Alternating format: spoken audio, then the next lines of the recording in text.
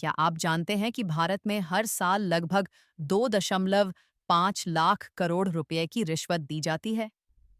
आज हम बात करेंगे एक ऐसी कहानी की जो दिखाती है कि कैसे एक व्यक्ति की ईमानदारी इस भ्रष्टाचार के खिलाफ खड़ी हो सकती है। हम और यही है मुंशी प्रेमचंद की नमक का दरोगा की खासियत। एक छोटे से अधिकारी की कहानी जो सिस्टम को चुनौती देता है। देखिए, कहानी का मुख्य किरदार वंशीधर एक नवनियुक्त दरोगा है।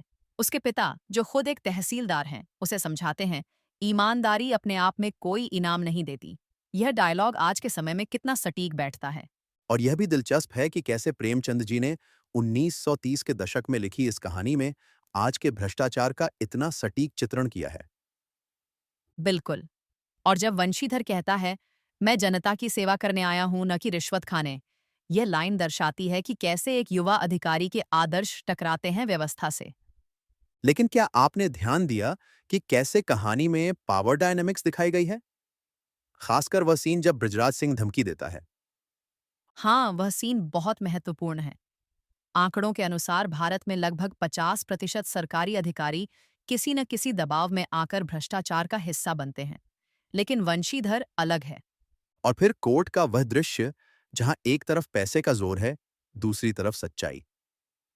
मुझे लगता है कि कहानी का टर्निंग पॉइंट वही है जहां बृजराज सिंह का हृदय परिवर्तन होता है। यह दिखाता है कि ईमानदारी की जीत होती है, भले ही रास्ता कठिन हो। और यही तो प्रेमचंद जी की खूबी थी, वे सामाजिक बदलाव को व्यक्तिगत स्तर पर दिखाते थे।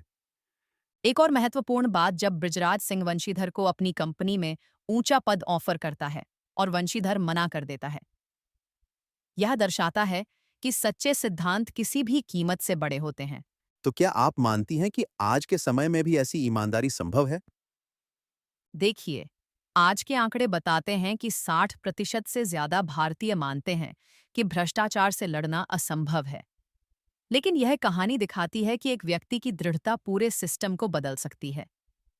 और शायद यही कहानी का मूल संदेश है कि बदलाव की शुरुआत हमेशा एक व्यक्ति से होती है। बिल्कुल। और इसलिए यह कहानी आज भी उतनी ही प्रासंगिक है।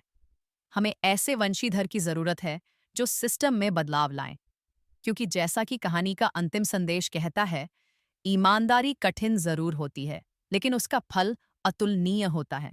और याद रखिए, एक व्यक्ति की ईमानदारी पूरे समाज को बदल सकती है। अगली मुलाकात तक, नमस्कार।